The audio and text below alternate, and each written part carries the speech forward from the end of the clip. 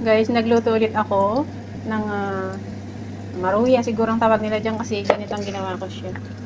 Yung niluto ko nung nakaraan, nilagyan ko siya ng eggs pero ngayon hindi na. Kaya ako yellow yan kasi nilagyan ko siya ng turmeric para more healthy.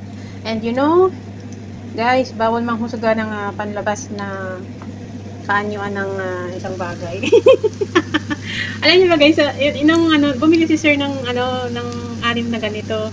Akala niya yung kagaya ng mga kinakain nila. So ay parang hindi niya pinapansin mula nang dumating itong bananang ito. Tapos nung una, nag-try ako ng dalawa. Binuksan ko siya. Sobrang kinis sa loob niya, wala ko siyang black. And then ano siya pala, parang ang sa loob niya mahaba siya pero parang yung mga saba na pang banana sa atin sa Pinas. Para siyang saba kung sa Ilocano dipig yung laman niya. So tinry kong ganito nung una, mga 1 week na nung nagawa ko yun. Yung ginawa kong may eggs naman yun. So ang sarap niya. Ngayon inulit ko na naman kasi hindi niya kinakain. So ayaw ko rin na ganyan na fresh. Kaya ginanito ko siya. So ayun guys. Ang ganda niya, ang sarap na. Mas perfect itong ginawa ko ngayon kaysa nung nakaraan kasi nakalimutan ko pinaliitan yung apoy noon. And medyo nag-block siya. Hindi ko pa na-i-upload so nakagawa na naman ako ng pangalawa nito. Gawa-gawa ako ng mini merienda ko guys kasi how many days na lang magra-Ramadan na. Puro pagkain Ramadan na naman guys. And I miss nakakamiss kasi yung mga pagkain nating mga Pinoy.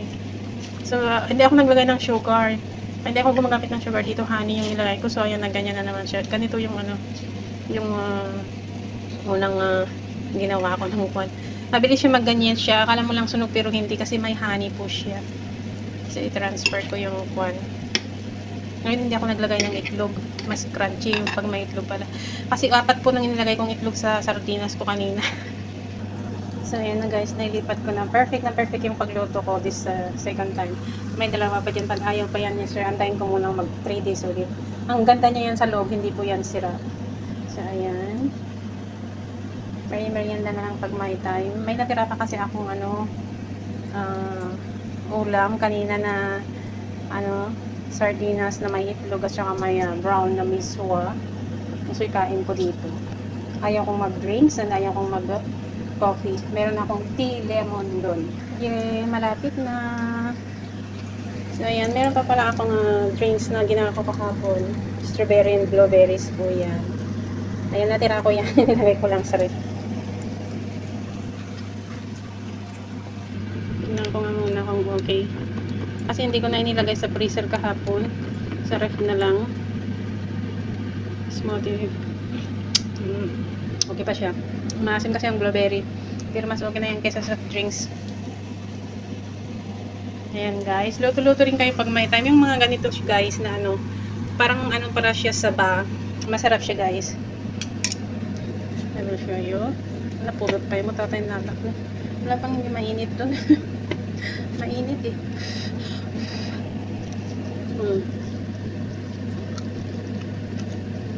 Masama. Sabang-saba talaga ang nilasa niya. Kami ng normal oil pag Ramadan. Pag magluto ng mga para sa bisita. Masarap. Hindi ako naglagay ng itlog ha. Loud. Fresh milk and then ang tawag nito, turmeric lang. Pinangkulay ko lang nitong konya para may ganda-ganda siyang itsura. Ang ganda ng pagkakulay niya ngayon.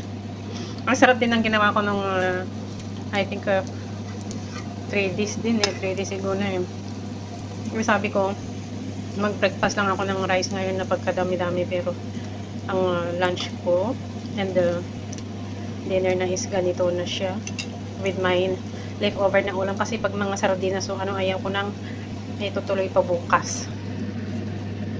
Ayan guys.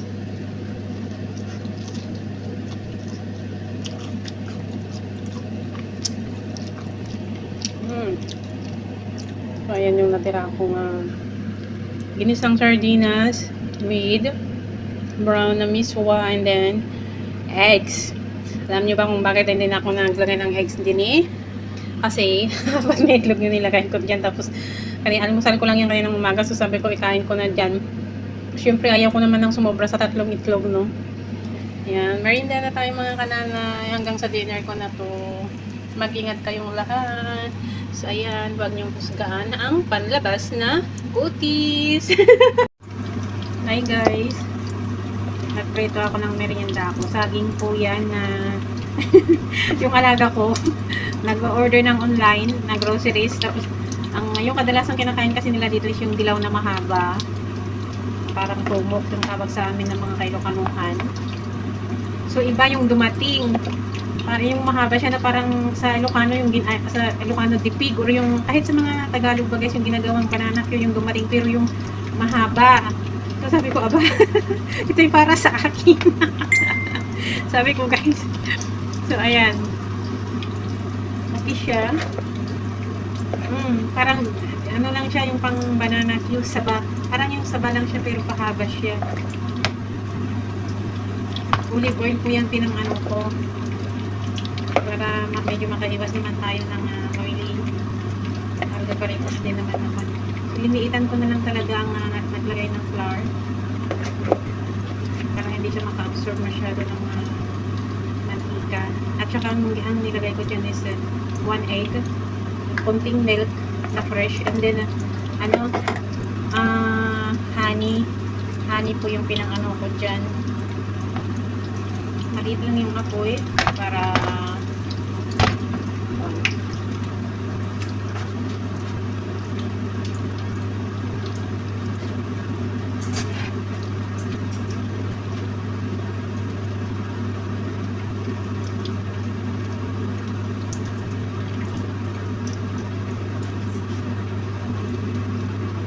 kuwan lang natin sa saan ba yung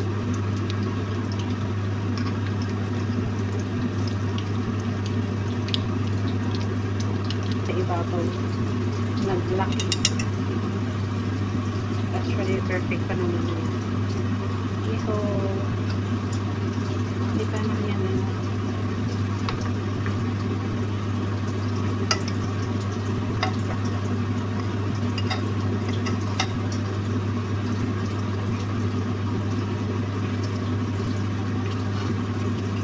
sakto lang yung oil na nilagay ko guys.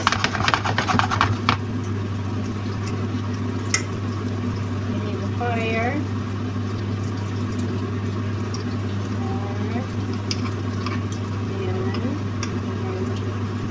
Lock.